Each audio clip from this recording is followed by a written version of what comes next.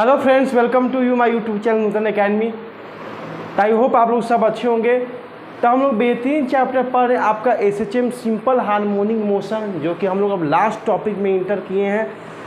Simple harmonic motion चल रहा है हम लोग का लास्ट, जो प्रीवियस डे हम लोगों ने क्या क्या पढ़ा था इस पर हम लोग बेसिकली पढ़ रहे थे। सिंपल पेंडुलम पढ़ रहे थे। क्या पढ़ रहे थे हम लोग? सिंपल पेंडुलम पढ़ रहे थे और उसके डिफरेंट केस पे हम लोग उसके बात कर रहे थे कि जब सिंपल पेंडुलम को लिफ्ट में रखा जाए तो क्या क्या कंडीशन होगा, वो सब पे हम लोग बात कर रहे थे। तो अगर आप लोग न्यू स्टूडेंट हो तो जितना हो सके वीडियो को सपोर्ट कीजिए, लाइक कीजिए और चैनल को सब्सक्राइब कीजिए। तो बात कर रहे थे हम लोग सिंपल पेंडुलम इन लेफ्ट। अगर आपको याद होगा प्रीवियस वीडियो अगर आपने देखा होगा तो लास्ट टॉपिक पे जहाँ हम लोग थे कि कोई पेंडुलम है, अगर हम लोग उसको रखते हैं कहाँ पे, लिफ्ट में, तो चार कंडीशन राइज हुआ था कि जब लिफ्ट रेस्ट में हो तब टाइम पीरियड क्या आएगा, जब लिफ्ट यूनिफॉर्म एक्सीलरेशन के साथ मूव करेगा तब क्या टाइम पीरियड पे इफेक्ट आएगा, जब लिफ्ट डाउनवर्ड एक्सीलरेशन के साथ मूव करेगा तो क्या टाइम पीरियड में इफेक्ट आएगा, अगर लिफ्ट का जो है जिस लिफ्ट से जो रस्सी है, जो टेंशन है, वही अगर टूट जाए तब टाइम इफेक्ट में क्या क्या आएगा, वो हम लोग बात किए थे। फिर मैंने आपको बताया था कि जब भी लिफ्ट एक्सेलरेट करती है तो वहाँ पे आता है स्यूडो फोर्स का कॉन्सेप्ट। स्यूडो फोर्स क्या है? एक तरह का फॉल्स फोर्स है, एक तरह का क्या है, ट्रू फोर्स नहीं है, फॉल्स फोर्स है, जो कि है लगता है जब ऑब्जेक्ट जब एक्सेलरेट करता है तो उसके अपोजिट डायरेक्शन में लगता है। अगर लिफ्ट अपवर्ड डायरेक्शन में एक्सेलरेट कर रहा है तो लिफ्ट तो जो एक्सेलरेशन लगेगा ऑब्जेक्ट पे, जो स्यूडो फोर्स लगेगा वो डाउनवर्ड डायरेक्शन में लगेगा। ये स्यूडो फोर्स का कॉन्सेप्ट है। ये जब भी लगता है जब ऑब्जेक्ट आपका होता है non inertial frame of reference में, जहाँ मोशन जो न्यूटन्स का लॉ ऑफ मोशन है वो क्या होता है, डिफाइन नहीं होता है, वहीं पे हम लोग स्यूडो फोर्स का कॉन्सेप्ट लगाते हैं। तो ये बात ध्यान रखिएगा। तो ये क्या था, अब आइए, ये आपका क्या था, सपोज कीजिए कि ये आपका लिफ्ट था, यहाँ पे आपका पेंडुलम था। पहले हम लोग इसको रेस्ट में रखे थे तो टाइम पीरियड मैंने बताया था कोई चेंज नहीं हुआ था, ठीक है, कोई चेंज नहीं था।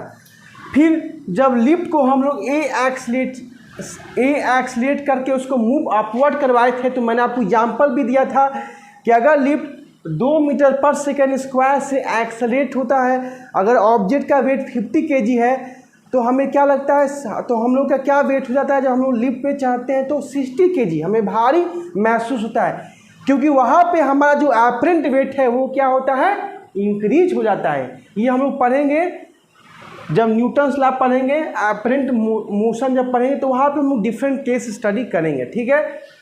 तो ये इसका कॉन्सेप्ट होता है, ठीक है। अगर ए एक्सीलरेशन के साथ मूव अपवर्ड हो रहा है तो टाइम पीरियड पर क्या इफेक्ट पड़ेगा, ठीक है। तो अगर हम लोग इस पेंडुलम का, क्योंकि मैं आपको एक केस बताऊंगा जब एक्सीलरेशन के साथ, जब लिफ्ट जो है ए एक्सीलरेशन के साथ मूव अपवर्ड कर रहा है, क्योंकि उसके बाद कॉपी पेस्ट होगा डाउनवर्ड और जब लिफ्ट का जो है कनेक्शन ही फेल हो जाए, ठीक है। तो आइए देखा जाए, अगर ये पेंडुलम है, ठीक है, ये अगर पेंडुलम है, ये बॉब है जिसका मास सेम है, अगर इसको स्मॉल डिस्प्लेसमेंट के साथ, अगर इसको स्मॉल डिस्प्लेसमेंट का थीटा के साथ इसको यहाँ पे आ गया है, डिस्प्लेस हो गया है, एक्स डिस्प्लेसमेंट हुआ है, तो इसका फ्री बॉडी डायग्राम क्या होगा। तो इस बॉब का जो मास होगा, जिस बॉब का जो मास होगा उस पे क्या लग रहा है कि नीचे की ओर वेट लग रहा है उसके मास के according, that is equal to mg, क्योंकि वेट क्या है, एक तरह का फोर्स है जो कि ऑब्जेक्ट पे लगता है towards the centre of the earth. तो इस बॉब पे जो मास है उसी मास के अकॉर्डिंग उस पर क्या लग रहा है, वेट लग रहा है डाउनवर्ड डायरेक्शन में, that is equal to mg। फिर क्या कहिएगा, अगर ये थीटा है तो ये भी थीटा होगा, तो ये हो जाएगा इस डायरेक्शन में रिजोल्यूशन के साथ mg cos थीटा, जिसके साथ थीटा बनाएगा वो cos थीटा होता है, और उसके परपेंडिकुलर डायरेक्शन में क्या होता है, mg sin थीटा। ये आपका हो जाएगा mg sin थीटा। सारा कॉपी पेस्ट हो रहा है। जो हम लोग टाइम पीरियड निकाले थे सिंपल पेंडुलम का 2π√L/g, तो वो जो हम लोग फॉर्मूला जो डिराइव किए थे वो भी इसी सिस्टमेटिक वे में चला था, ठीक है, आपको अगर याद होगा तो। तो जब बॉब जो है डिस्प्लेस हो रहा है तो कहीं ना कहीं उस पर एक रिस्टोरिंग फोर्स लगता है जो उसको मीन पोजीशन पे ले आता है। तो जाहिर सी बात है अगर बॉब यहाँ से यहाँ आया है तो इस पर भी एक रिस्टोरिंग फोर्स लगा है जो इसको क्या किया है, मीन पोजीशन पे लाया है। आप लोग समझ रहे होंगे। तो मीन पोजीशन पे यहाँ पे कौन ला रहा है इसको, mg sin थीटा जो कि रिस्टोरिंग फोर्स के इक्वल होगा। तो mg sin theta equal to minus kx, क्योंकि यही रिस्टोरिंग फोर्स क्या होता है, जिस डायरेक्शन में ऑब्जेक्ट का डिस्प्लेसमेंट होता है उसके अपोजिट डायरेक्शन में लगता है, तो इसीलिए हम उसको माइनस में शो करेंगे। और जो रिस्टोरिंग फोर्स का क्या फॉर्मूला होता है ओरिजिनल जो SHA में पढ़े माइनस kx, ठीक है। तो माइनस से माइनस कट गया, ठीक है। kx बराबर mg sin थीटा, इसको फर्स्ट इक्वेशन मानिएगा। फिर आइए, मैंने बताया था कि अगर थीटा बहुत स्मॉल है, बहुत स्मॉल डिस्प्लेसमेंट हुआ है, तो थीटा जो है हमारा इक्वल होगा साइन थीटा का x/l। अगर आपको याद होगा तो मैंने बताया था इस ट्रायंगल में sine theta equal to x/l। जो ये जो स्ट्रिंग है इसका लेंथ हम लोग माना है, पेंडुलम का l माना है लेंथ, ठीक है। अब आइए यहाँ पे टाइम पीरियड का फॉर्मूला क्या होता है, 2π√l/, ये g क्या है, g इफेक्टिव है। g क्या है यहाँ पे, g इफेक्टिव है, इसको याद रखिएगा। तो 2π√l/g ये हम लोग time period of simple pendulum का निकाला है। बट यहाँ पे क्या फर्क पड़ेगा वो हमें देखना है जब पेंडुलम को लिफ्ट में रखे हैं, तो ठीक है। तो हम लोग जानते हैं t इक्वल टू क्या होता है, SHM का time period t equal to 2π√m/k। k का वैल्यू हम लोग यहाँ से पुट करेंगे, t equal to 2π√m/k। k equal to क्या हो जाएगा, mg sin theta by x, x ऊपर चला जाएगा, m से m कट गया। t इक्वल टू 2π√x को क्या लिखेंगे, l sin theta by g sin theta. तो sin थीटा कट गया l/g। बट मैं कहूँगा कि ये जो है रॉन्ग आया, क्यों, क्योंकि जब लिफ्ट जो है ए एक्सीलरेशन के साथ मूव अपवर्ड हो रहा है तो उस पर एक स्यूडो फोर्स लग रहा है। ये बात ये आप लोग करते हैं, अगर आप लोग ऐसे क्वेश्चन देखते तो आप लोग सीधा ऐसे ही कॉन्सेप्ट लगाते हैं, फिर कहते हैं कि टाइम पीरियड सेम आएगा। बट ये रॉन्ग है, क्योंकि फ्रेम ऑफ रेफरेंस बहुत इंपॉर्टेंट कॉन्सेप्ट है बताने के लिए कि ऑब्जेक्ट कहाँ रेस्ट है, कहाँ मोशन में। क्योंकि यहाँ पे लॉज ऑफ मोशन जो है डिफाइन नहीं हो रहा है। फर्स्ट लॉ, अगर लिफ्ट ए एक्सीलरेशन के साथ मूव अपवर्ड हो रहा है, अगर कोई बाहर का व्यक्ति उस ऑब्जर्वर को देखेगा SHM में पेंडुलम में क्या मूवमेंट हो रहा है तो वो कहेगा कि वो रेस्ट में है। बट जो बाहर का व्यक्ति है वो कहेगा कि ये मोशन में है। तो फ्रेम ऑफ रेफरेंस बहुत इंपॉर्टेंट पार्ट है। ऑब्जर्वर जो ग्राउंड में है वो कह रहा है मोशन में है, बट जो यहाँ पे ऑब्जर्वर है वो कह रहा है कि ये जो पार्टिकल्स है वो क्या है, रेस्ट में है। तो फ्रेम ऑफ रेफरेंस का नज़रिया है, ग्राउंड में क्या है, ऑब्जेक्ट का जो है न्यूटन्स लॉ मोशन क्या है, सही बैठ रहा है। क्योंकि जो है अर्थ के अनुसार जो है, अर्थ के रिस्पेक्ट में एक्सेलरेशन जो है काफ़ी कम चेंज हो रहा है। इस वजह से यहाँ पे जो ऑब्जेक्ट यहाँ पे खड़ा है ग्राउंड में उसका एक्सेलरेशन 0 मान रहे हैं, बट यहाँ पे एक्सेलरेशन मान रहे हैं क्योंकि लिफ्ट में है, नॉन इनर्शियल फ्रेम में है।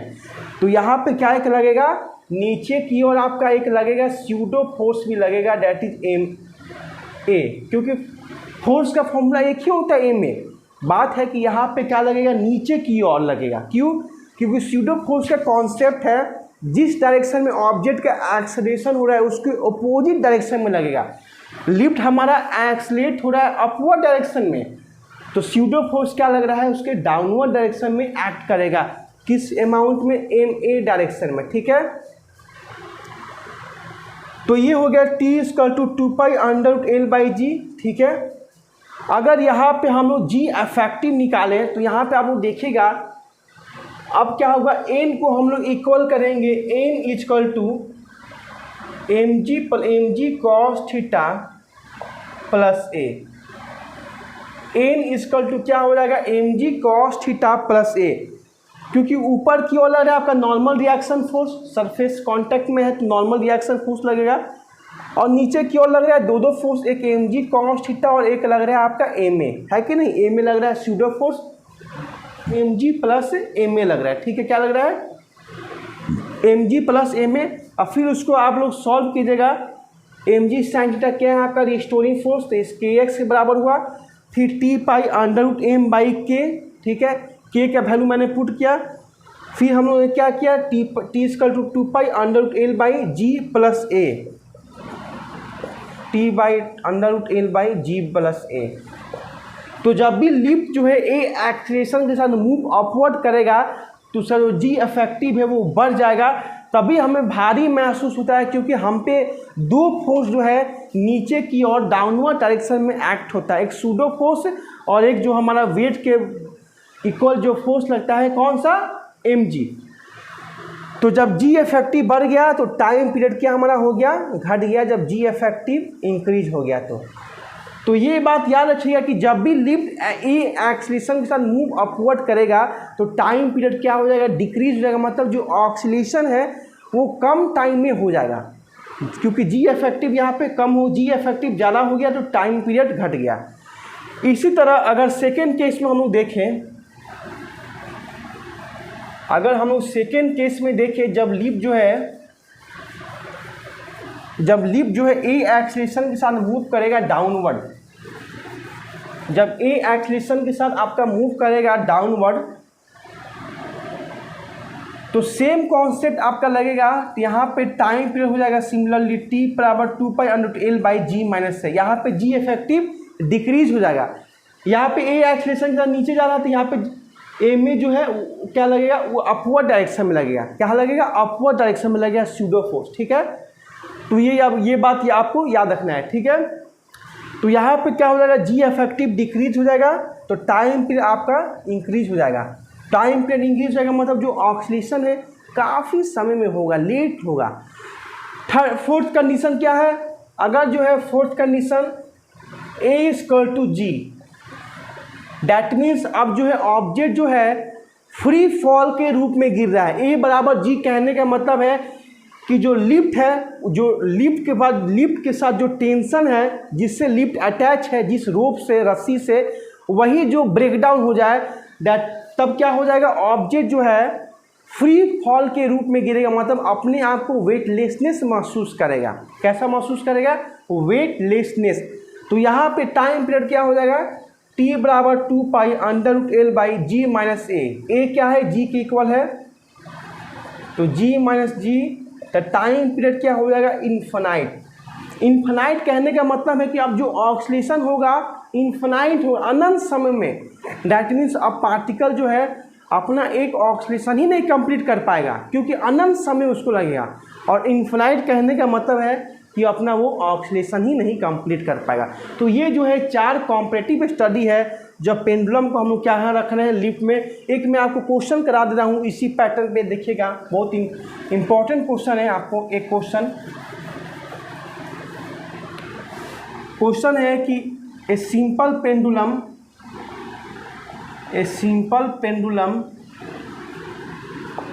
Has time period t when car is at rest, when car moves with uniformly accelerated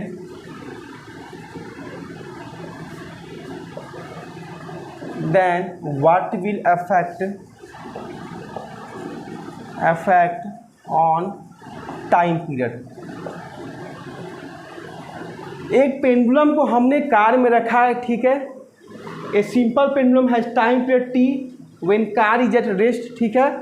अब बोला है कि जब कार को जब मूव कराया जाता है यूनिफॉर्म एक्सीलरेशन के साथ, एक एक्सीलरेशन के साथ जब कार मूव कर रहा है तब टाइम पीरियड पे क्या इफेक्ट आएगा, देखिएगा। तो क्वेश्चन को नोट कीजिएगा, देखिएगा। अब हम लोग इसका फिगर बनाएंगे। अगर जो है सपोज कि ये कार है, ठीक है, इसको मान लीजिएगा, इमेजिन कर लीजिएगा, ठीक है। अगर यहाँ पे जो है पेंडुलम है, यहाँ पे जो है पेंडुलम है, जब कार जो है रेस्ट में है, मूव नहीं कर रहा है, ठीक है, जब कार ए एक्सीलरेशन के साथ मूव करेगा, यूनिफॉर्म एक्सीलरेशन के साथ ए मूव करेगा, तो पेंडुलम क्या होगा, ए एक्सीलरेशन के साथ मूव करेगा पीछे की ओर। क्यों? क्योंकि इस पर स्यूडो फोर्स लगेगा। सेम कॉन्सेप्ट है। यहाँ पे कार दिया है लिफ्ट की वजह से, तो यहाँ पे क्या करेंगे, कार को हम लोग कंसिडर करेंगे एज ए लिफ्ट। तो जब कार मूव करेगा यूनिफॉर्म एक्सीलरेशन के साथ ए इन फॉरवर्ड डायरेक्शन, तो हमारा जो पेंडुलम है उसमें एक्सीलरेशन होगा ए बैकवर्ड डायरेक्शन में। अगर ये आपका पेंडुलम है तो ए एक्सीलरेशन के साथ मूव करेगा इस डायरेक्शन में। कैसे मूव करेगा? इस डायरेक्शन में आपका मूव करेगा। और इधर आपका लग रहा है इस पेंडुलम पे कौन सा फोर्स, mg, जो कि हमेशा लगता है उसके मास के अनुसार, उसके वेट उस पर फोर्स लगा रहा है mg towards the earth in gravitation in downward direction में, ठीक है। जो इस पेंडुलम का जो मास है उसके अकॉर्डिंग उस पर वेट लग रहा है। वेट क्या है? एक तरह का फोर्स ही है जो कि डाउनवर्ड डायरेक्शन में लग रहा है, ठीक है, और इस डायरेक्शन में मूव कर रहा है एक्सीलरेशन ए। तो बताइए इसका जी इफेक्टिव क्या होगा? ये ए है, ये mg है हमारा, ठीक है। तो जी इफेक्टिव जब कैलकुलेट कीजिएगा तो आएगा आपका जी plus ji square plus A square. अगर पाइथागोरस थ्योरम लगाइएगा तो क्या आएगा, राइट ट्रायंगल में, तो ये आपका जी है और ये ए है, तो क्या हो जाएगा under root ji square plus A square, ठीक है। क्योंकि अगर इसको एम ना लिख के इसको जी लिखे तो G square plus A square, तो T equal to 2 pi under root L by G square plus A square. ये हमारा क्या हो जाएगा, जी इफेक्टिव हो जाएगा। तो यहाँ पे हम एक चीज़ नोटिस कर रहे हैं कि जो हमारा जो जी इफेक्टिव है वो इंक्रीज हो गया। वो क्या हो गया, जी इफेक्टिव बढ़ गया। तो टाइम पीरियड क्या हमारा हो जाएगा, टाइम पीरियड क्या हो जाएगा, डिक्रीज हो जाएगा। टाइम पीरियड डिक्रीज हो जाएगा और फ्रीक्वेंसी कोई बोले तो इंक्रीज हो जाएगा। तो ये बात याद रखिएगा। स्यूडो फोर्स पे कॉन्सेप्ट पे बेहतरीन क्वेश्चन है। तो कैसा लगा आज का कॉन्सेप्ट बताइएगा कमेंट करके। जो भी प्रॉब्लम हो कमेंट कीजिएगा, मैं सॉल्व कर दूंगा, ठीक है। अब नेक्स्ट वीडियो में मिलेंगे, शेयर कीजिएगा जितना हो सके वीडियो को। Bye bye, thanks so much, जय हिंद।